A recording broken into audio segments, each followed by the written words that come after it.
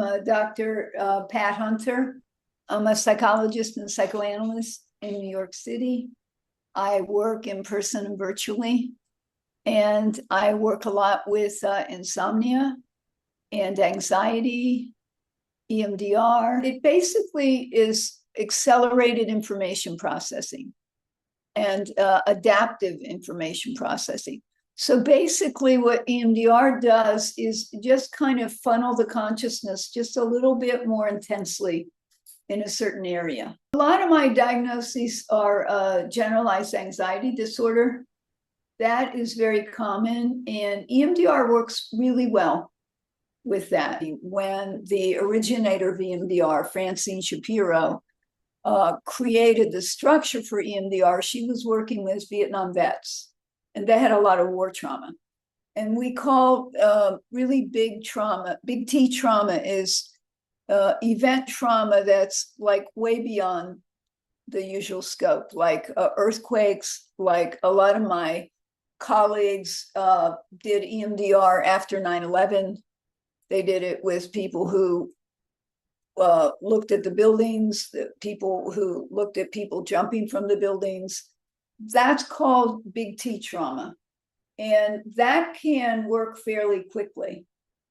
And, you know, sometimes people will come in just for one trauma or something. So you just do it and they go on their way.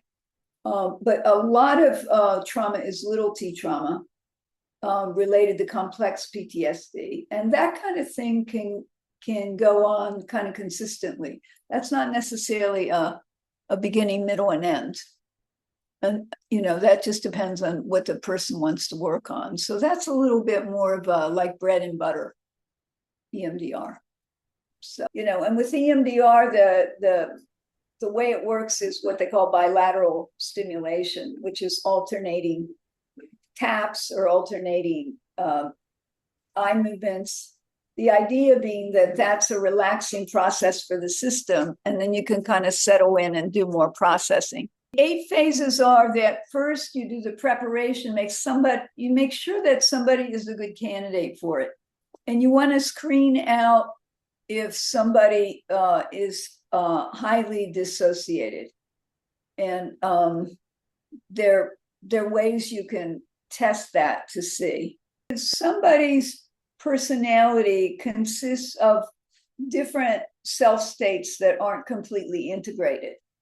Let's say somebody who's highly compartmentalized. And so they have this self and that self and that self, and, you know, very distinct moods or very distinct ways of approaching things. EMDR can stir that up in a way that's kind of anxiety provoking for somebody.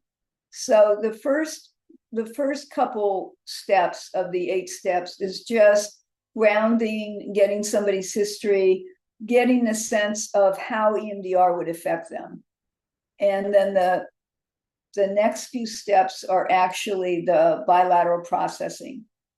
And then the last couple steps are just integrating it and talking it over and helping somebody kind of consolidate what they learned. And the way it looks is that, like in the beginning, I asked somebody to think of a figure from their past that was very nurturing. I'll ask them to think of somebody who was very protective. I'll ask them to think of a spiritual figure or a transcendent figure. And sometimes asking people about that can be really disturbing, because for some people, they don't have any figures like that consciously. And so if that's the case, then we start working on building a solid relationship and a foundation first. Because we want to make sure that there are memories that can anchor them. And so that's why the first stage is really important. If in fact somebody goes through those steps and they do have the positive figures, and we do some preliminary EMDR and things open up in a really good way, then we move to the more concrete EMDR, where we start with, tell me something like that's a 5, just like I told you. I start, you know, on a scale of 0 to 10. Can you think of something that's not terribly traumatizing, but, you know, is somewhere in, and then we'll start with that. And then we will go into what they want to work on. or why they, if they came specifically for EMDR, then we'll go into the target memory. Like a friend of mine went to EMDR for a car wreck. And so that was straight on. So the person prepared her, and then they did the car wreck, and then they consolidated, and then she left. That's a big T trauma.